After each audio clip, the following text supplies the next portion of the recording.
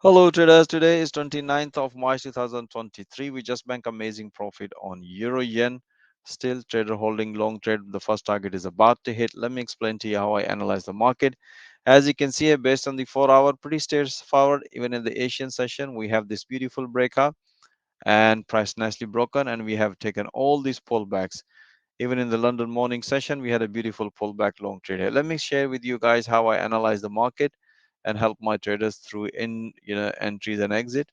As mentioned here, based on the 4 hour, that was the around this level. You can see we did this analysis. Based on this analysis, price nicely broken. Afterwards, we have taken all pullbacks. And even in the London morning session, we have another beautiful pullback as mentioned here, because you can see here our buys was long even when the price was at this level. Just to help my trader not to miss this another long opportunity, we did another analysis. As you can see here, price nicely broken, beautiful, price nicely hit to the first target. That's what explained my traders time to enjoy some profit. I hope you enjoy this analysis, but if you would like to see all that analysis in real time instead of review, most welcome, join our fast growing trader community. Have a safe trading and wish you all the best.